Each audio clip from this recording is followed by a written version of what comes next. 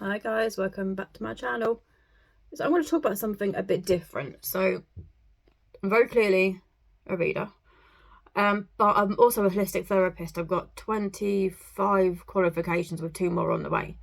I didn't go to school much, but after I left school I decided to put myself through college and stuff like that anyway.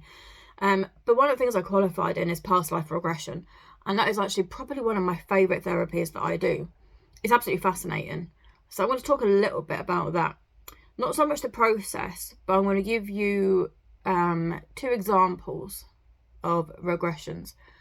Now, a lot of people worry about past life regression because they feel like, they're going to get made to do something they shouldn't be doing, like clucking like a chicken, running around like a lunatic, or they're worried they're going to not be in control.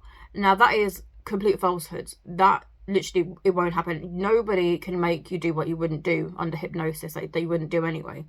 So if someone tells you under hypnosis to cluck like a chicken, it's because part of you wants to cluck like a chicken, not because they're forcing you to do it. That's not how it works. Anyway, so you'll get some people who will go into a regression really, really easily, okay? And you'll get other people who will really, really struggle. And some of it's because it's that fear, it's that struggle with the loss of, the fear of the loss of control. So I'm going to go back to one well over 10 years ago now. And I think it helped because I'd known her quite a while, so there wasn't that natural rapport anyway. And so she went into her regression, and the way that I do it, it usually touches on 3 different past lives throughout the whole session, which is about an hour.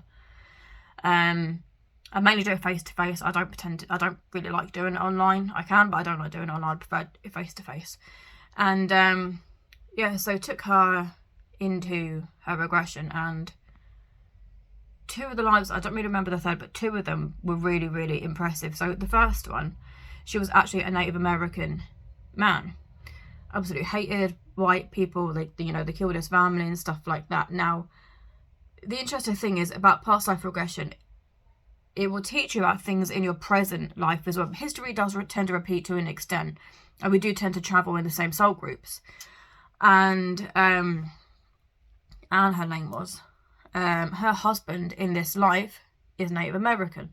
And again, she couldn't really understand that attraction. Her ex-husband was white, and they didn't really mix. She just preferred, just something in her knew that wasn't the right type of person for her anyway. So that kind of connected the dots in the sense now, then she understood why she went for a Native American man in this life, because she was a Native American man in a past life who was very anti-white people. Now, the second past life she had, and I wish you only keep the recordings for 3 years, and I wish I'd kept it, because Anne has always been fascinated by Victorian London, always, and she always hated people coming up behind her, and she could not understand why. She was just naturally, it would petrify her. You could not go anywhere behind her because she will freak out and she will hit you. But she adored Victorian London, and given the fact that we were only an hour from London, she shouldn't have liked it that much anyway. And so we went into the past life, and she was actually one of Jack the Ripper's victims. I don't know much about Jack the Ripper. I've always wanted to do the tour in London, but I've never gone. I've never really researched it. It's not something that's taught about in schools anymore. It's really not. And so she was one of Jack the Ripper's victims. Her accent changed. She told me her name, I think it was Catherine something or other. Her accent changed. She described how she looked. She described that her throat was slit from behind. She could describe the smells, and she was fighting like to come out of this regression because, well, she was so latched on the outcome. And part of the idea of the regression is you're supposed to forgive so you can let go. And she struggled, and don't be put off by that because that is common, and it's up to us as the therapists to end the session and to get you out without any issues and to get you to make peace with everything that's gone on. And so she was fighting to come out of it. She would not forgive anything that happened in that. But they're just 2 examples. Well, that's her example, should I say. And then you'll get other people who will go into a regression, but they won't be able to fully relax, they won't be able to. So their imagination will come up with certain scenarios, it will come up with certain things that they're going to say. Some people actually regress back to their childhood in this life, which isn't so much to do with us, that's just how the mind works, that's how the subconscious works, because working with past life regression is nothing to do with your conscious mind, it is your subconscious, it's things that are buried. If anybody wants any more information on past life regression, do message me. I've been qualified since 2015, and I did my advanced course in 2018. So I've been doing it for a very long time now, nearly 10 years. So if anybody has any questions, just do feel free to message me about that. But they're just 2 examples of how regressions can go. Actually, here's a third. The third was more recently. I've actually got videos I can post up of one of the recent ones, and it went fantastically.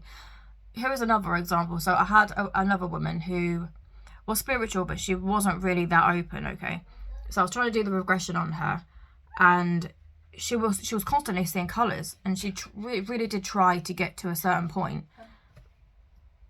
Thank you. Try to get to a certain point. Look and shush for a minute. I'm doing work.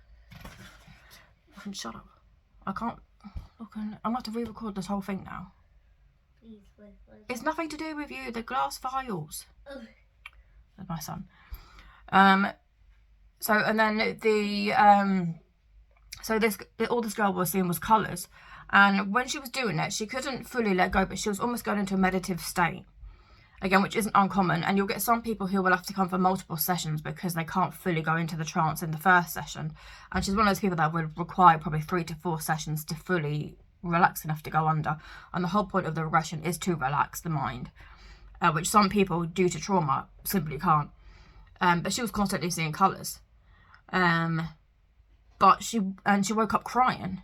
Not because she was scared, it was nothing like that, just because she said that she hadn't got to such a relaxed state in such a long time, and she just felt like a bunch of angelic energy around her. So people do have different experiences with it, and it's never a case of you'll fall asleep and you'll never wake up again. It's never a case of we'll make you to do anything you don't want to do. Any decent therapist will always record every session, whether it's through video or it's on like a dictaphone, so you can listen back to it all, and we legally give you a copy of what went on and what happened in the session. Plus we obviously have to make our notes and stuff as well, because it is a form of psychotherapy. It's hypnotherapy. So this is what we have to do legally. Yeah, so if anybody has any questions, do let me know. But they're just 3 examples of some of my regression sessions.